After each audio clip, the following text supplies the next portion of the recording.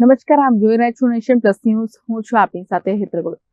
વડોદરા જિલ્લાના ડભોઈ ખાતે પોલીસ દ્વારા મોટી કાર્યવાહી હાથ ધરવામાં આવી છે, જેમાં ડભોઈ, વાઘોડિયા, ચાંદોદ ખાતે પોલીસ સ્ટેશન વિસ્તારમાંથી પકડાયેલા લાખો રૂપિયાના વિદેશી દારૂનો સબ ડિવિઝન મેજિસ્ટ્રેટની હાજરીમાં દારૂનો નાશ કરવામાં આવ્યો છે.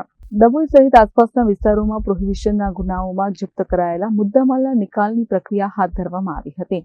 વાઘોડિયા અને ચાંદોદ પોલીસ સ્ટેશનમાં નોંધાયેલા કુલ 61 જેટલા પ્રોહિબિશનના ગુનાઓમાં પકડાયેલી 21,373 વિદેશી દારૂની બોટલોનો આજે નાશ કરવામાં આવ્યો હતો. કોર્ટમાંથી વિધિવત મંજૂરી મેળવ્યા બાદ 40,03,289 રૂપિયાની દારૂની બોટલો પર રોલર ફેરવી દેવામાં આવ્યું હતું.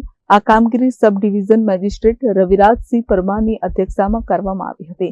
આ પ્રસંગે ડીવાયએસપી CN ચૌધરી, નશાબંધી સુપ્રિન્ટેન્ડન્ટ SM માંગરોલિયા તેમજ PI GM ચાવડા, AK ભરવાડ અને DR ભાદરકા ખાસ ઉપસ્થિત રહ્યા હતા. પોલીસ દ્વારા લેવામાં આવેલા આ કડક પગલાંથી બુટલેગરોમાં ફફડાટ વ્યાપી ગયો છે. જપ્ત કરાયેલા દારૂના જથ્થાનો જાહેરમાં નાશ કરીને તંત્રએ દારૂબંધીના કાયદાના કડક અમલનો સંદેશ આપ્યો છે.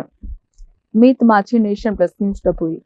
સમાચારોના સતત અપડેટ મેળવવા માટે અમારી નેશન પ્લસ ન્યૂઝની YouTube ચેનલને સબસ્ક્રાઇબ કરો, બેલ આઇકન દબાવો અને જોડાયેલા રહો ફેસબુક, ઇન્સ્ટાગ્રામ અને ટ્વિટર પર.